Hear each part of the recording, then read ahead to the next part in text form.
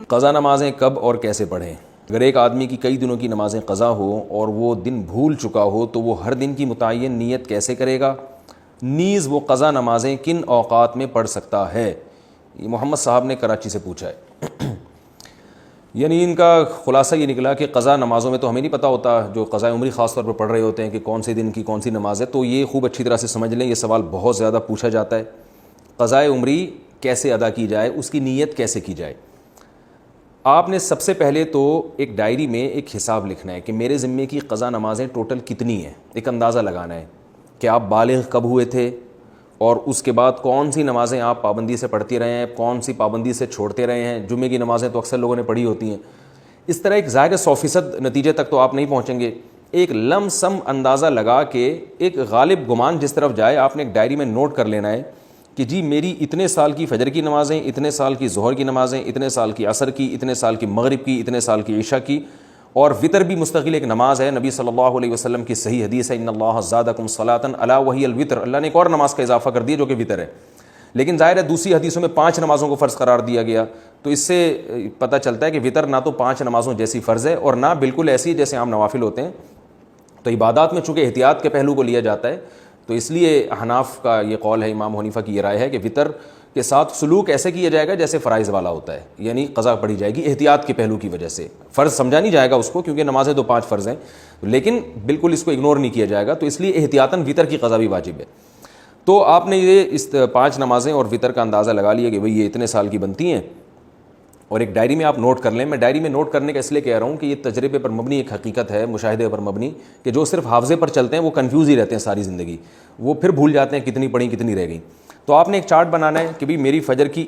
جیسے سال کی اتنے سال کی نمازیں تو اتنے مہینے اتنے دن، وہ دنوں کے آپ نے کاؤنٹ کر کے لکھ لینا کہ جی میری فجر کی مثال کے بعد 256 نمازیں رہتی ہیں، یا 356 یا 1256 نمازیں میری فجر کی رہتی ہیں۔ تو آپ نے ایک لکھ لیا اس کو، پھر ظہر کا لکھ لیا، عصر کا لکھ لیا، مغرب عشاء اور وطر کا لکھ لیا آپ نے۔ اس کے بعد جب آپ پڑھنا شروع کریں تو پڑھنے کے اوقات کیا ہیں کہ جو 3 مکروہ اوقات ہیں، سورج نکلتے وقت، زوال کا وقت جب سورج بالکل سر پر ہوتا ہے،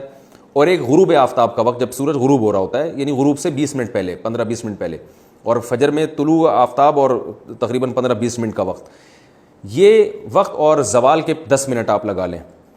اس ٹائم کے علاوہ آپ جب چاہیں قضاء عمری پڑھ سکتے ہیں، اور جون سی چاہیں نماز آپ پڑھ سکتے ہیں۔ یعنی یہ بھی ہو سکتا ہے فجر میں آپ عشاء پڑھیں اور عشاء میں فجر پڑھیں، تو جو نماز جب چاہیں آپ پڑھیں، کوئی پابندی نہیں ہے۔ اب آپ کو یہ بھی اختیار ہے، چاہیں تو آپ فجر کے ساتھ فجر پڑھ لیں، ظہر کے ساتھ ظہر پڑھ لیں، عصر کے ساتھ عصر پڑھ لیں، اور اپنی ڈائری میں اس کو مائنس کرتے جائیں، کیونکہ بعض دفعہ جوش چڑھتا ہے، آپ قضاء عمری پڑھنا شروع کرتے ہیں اور پھر کچھ دنوں میں جوش ٹھنڈا ہو جاتا ہے، آپ بھول جاتے ہیں، پھر کچھ دنوں بعد دوبارہ جوش آتا ہے تو آپ کو یاد ہی نہیں ہوتا کتنی پڑھی تھی میں نے، تو وہ ساری زندگی آپ کنفیوز رہتے ہو، بھی شیطان کو موقع مل جاتا ہے سستی پیدا کروانے کا۔ بس آپ نے وہ جو ایک لکھی ہے نا تعداد، اس میں روز بروز کمی کرنی ہے آپ نے۔ اور علماء کہتے ہیں کہ جن کے ذمے قضاء عمری ہے، کم از کم 1 دن کی نمازیں ان کے ذمے لوٹانا لازم ہے، اور وہ بھی نہ کر سکیں، یعنی اس کے باوجود بھی قضا پوری نہ ہو سکے تو پھر وصیت کرنی پڑے گی کہ میں روزانہ 1 دن کی نمازیں پڑھ رہا ہوں یا پڑھ رہی ہوں، لیکن اس کے باوجود میری نمازیں میری زندگی میں پوری نہیں ہو رہی، تو پھر آپ وصیت کر دیں تو اللہ کی رحمت سے امید ہے کہ انشاءاللہ وہ معاف ہو جائیں گی، لیکن کم از کم 1 دن کی نمازیں آپ پڑھیں۔ اور ہمت والے لوگوں کو ہم نے دیکھا ہے کہ وہ بہت جلدی کئی سالوں کی نمازیں لوٹا لیتے ہیں، لیکن بہرحال آخری درجہ یہ ہے کہ آپ 1 دن میں کم از کم 1 دن کی نمازیں ضرور لوٹائیں۔ اور یہ بات خوب یاد رکھیں، جو آج کل ایک نعرہ لگایا جا رہا ہے کہ کوئی قضا نہیں ہے، اس کی حدیث سے ثبوت پیش کرو قضاء عمری کا، تو یاد رکھیں رسول اللہ صلی اللہ علیہ وسلم کی نماز جب بھی قضا ہوئی ہے، چاہے جان کے کی ہو یا بھولے سے، جان کر تو جنگ میں ہوئی تھی، جہاد میں نماز کا طریقہ نہیں بتایا تھا کہ جنگ کی حالت میں کیسے نماز پڑھی جاتی ہے، تو اس وقت آپ کی غزوہ خندق میں کچھ نمازیں قضا ہوئیں تو وہ پہلے آپ نے پڑھی ہیں۔